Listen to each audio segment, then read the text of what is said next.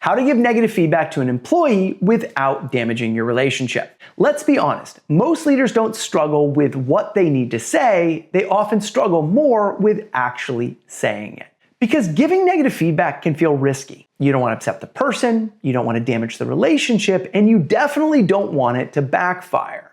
So a lot of leaders do one of two things. One, they avoid having the conversation altogether, or they soften it so much that it loses all of its meanings. So in this video, I'm going to show you how to deliver negative feedback in a way that is clear, concise, a contribution, helps you strengthen your relationship instead of hurting it.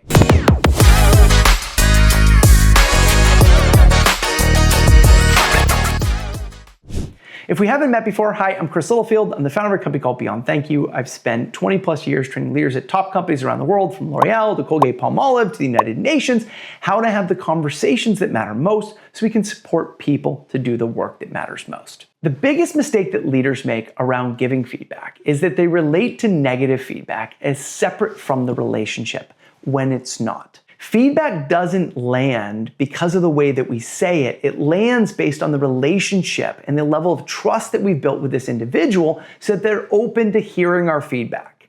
When I was doing my research on recognition and the role it plays, one of the biggest findings, and this is why I train people in the art of day-to-day recognition and appreciation, is that when people feel valued for who they are and what they contribute, they relate to our feedback as a contribution. They may not like it or agree with it, but they're open to it.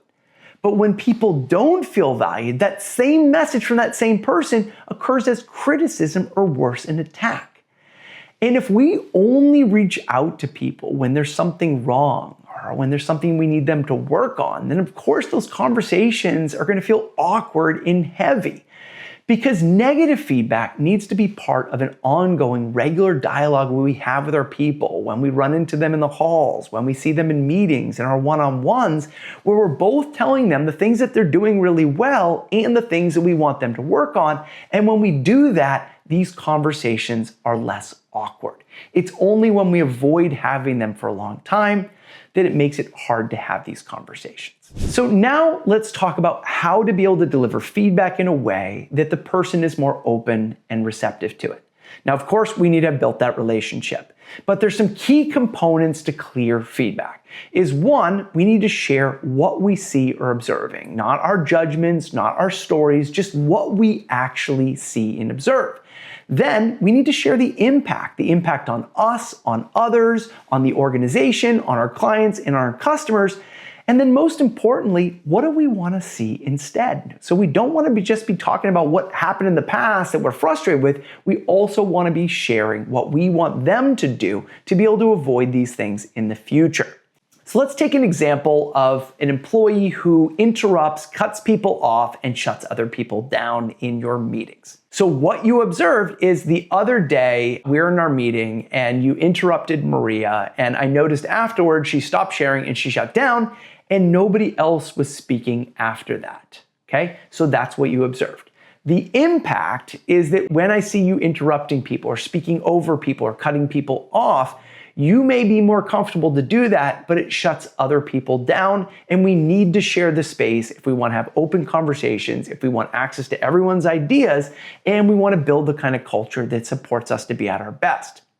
So what I want to see you do instead is I want you to be more aware of this in meetings and to be more conscious about sharing the space and slowing yourself down so we don't cut and interrupt people. Okay? And here's how I want to support you, is that once you speak, I want you to invite somebody else to speak before you share again. And what I'm going to do is if I see you not paying attention to it, I'm going to call you off and say, hey, can you please hold on? Let's hear from some other people first. And I'm sharing that because I want to create the kind of environment that supports us. So we want to make sure that every time we're going to give feedback, that it has those three components: what you observed, the impact, and what you want to see instead. And if you're not clear on the answer to those questions, then you may not be ready to give feedback. And you want to take out a sheet of paper, write those things down, write out each one of those for each one of the things you want to give feedback on. And then, and this is a step that many people skip, practice saying it a few times out loud, whether it's in the car, out on a walk, or to somebody else, so that it's not the first time it comes out of your mouth. Because sadly, many people get clear on what they want to say, they practiced it in their internal dialogue, and then they open their mouth and it comes out like blah, blah, blah, and then nobody gets what you're trying to say.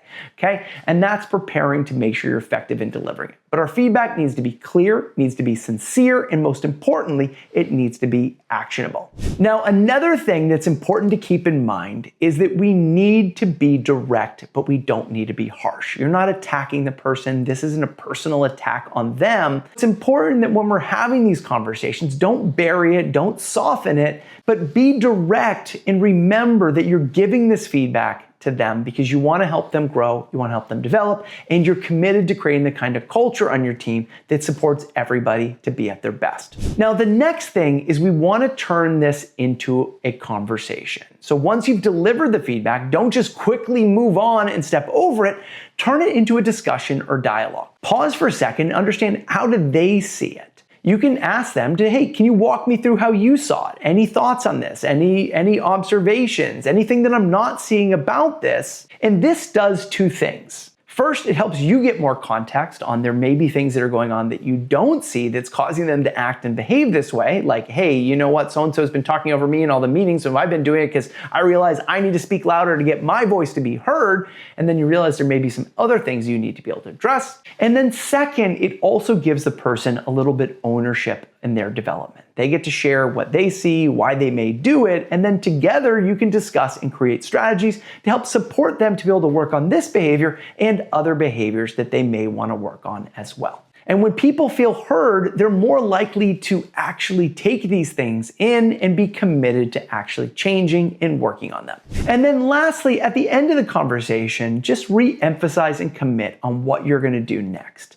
So maybe in this case, you're going to say, hey, in our next meeting, I just want you to pay attention to that, and I'm going to be watching for it as well. And then if you see in that meeting that they don't cut people off, that they're inviting other people to speak afterwards, you want to reinforce the change by noticing it afterwards. Say, hey, you know what? I noticed that you invited Maria to speak today. I noticed that you gave space to other people and didn't jump in as much, and I really appreciate you taking that feedback to heart. It really makes a difference for me. And so when you see somebody actually making progress on the thing that you gave feedback on, you want to recognize that right away to show them that you noticed that they took that feedback to heart, and then they're more likely to be open and receptive to more feedback in the future. So in the end of the day, giving negative feedback isn't about pointing out problems, it's about helping people grow. And when we do it clearly, when we do it directly, and when we keep our relationships in mind, we're not going to destroy our relationships, we're going to only strengthen them.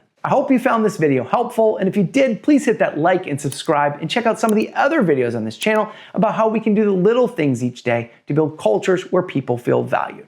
I'm Chris Littlefield from Beyond Thank You. Have an amazing day.